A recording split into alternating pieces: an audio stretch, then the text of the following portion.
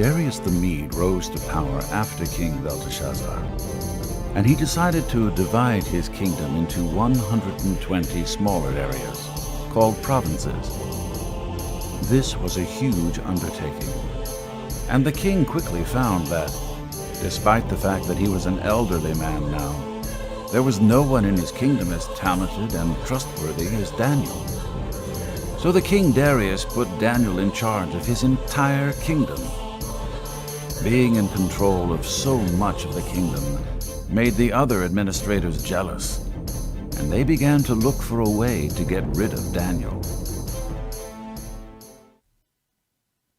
The wicked advisors went to King Darius and said, "O great king, we are all in agreement that no one is as great as you. Because of this, we advise that you make a law that any person who prays to anyone other than you should be thrown into the lion's den." The king agreed to the law. But when Daniel heard that the law had been signed, he went to his house and prayed to God as he normally did.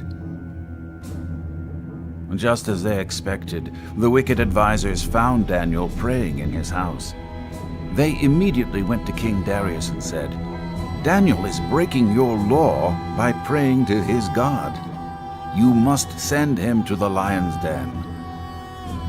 The king was heartbroken, and he spent the whole day looking for a way to save Daniel. But the law couldn't be broken. The king gave orders to have Daniel captured and thrown to the lions. The king told Daniel, "May your God save you." After Daniel was thrown into the lion's den, a stone was brought and placed over the mouth of the den. King Darius sealed the stone with his own royal seal and the seals of his nobles, so that no one could rescue Daniel. Then the king returned to his palace and spent the night fasting. He refused his usual entertainment and couldn't sleep at all that night.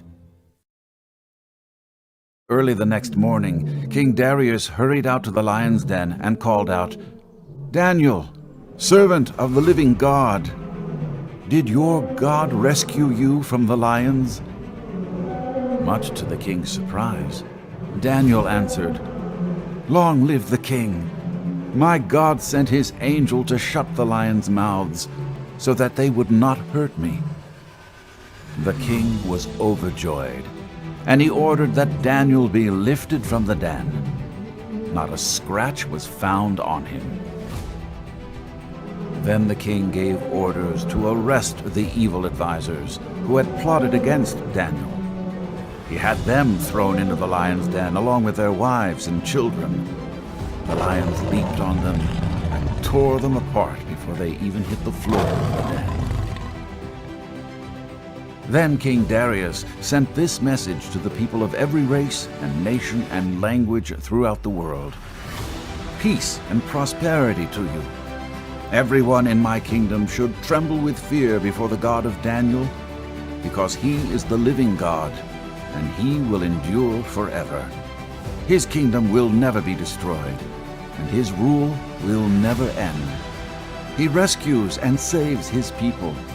He performs miraculous signs and wonders in the heavens and on earth.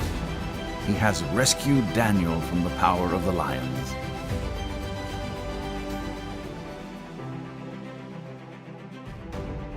We pray the video provided insight into our lesson, Daniel in the Lion's Den.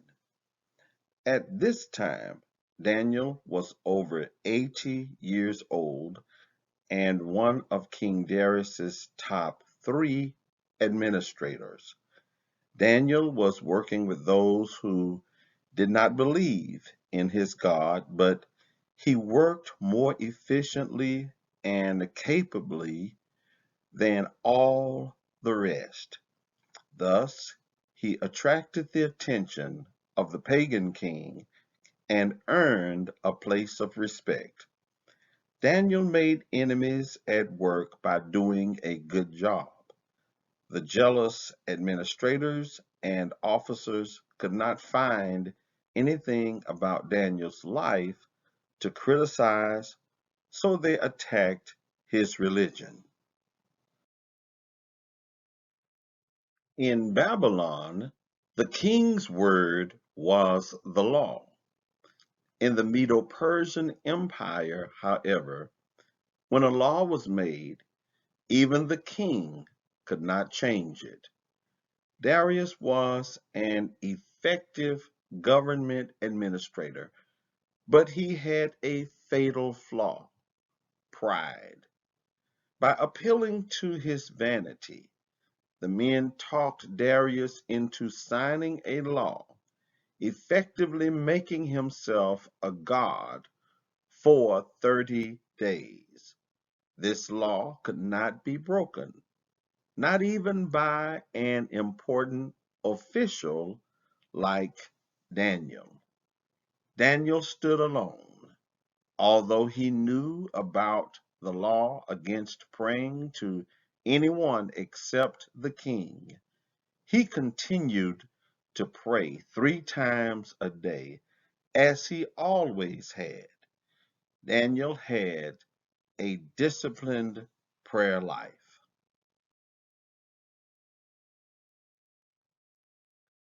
Daniel made no attempt to hide his daily prayer routine from his enemies in government, even though he knew he would be disobeying the new law. Hiding his daily prayers would have been futile, because surely the conspirators would have caught him at something else during the month. Also, hiding would have demonstrated that he was afraid of the other government officials.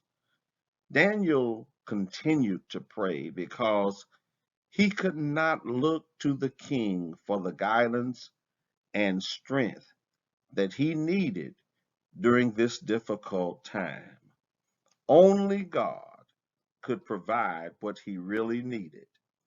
The person who trusts in God and obeys his will is untouchable until God takes him or her.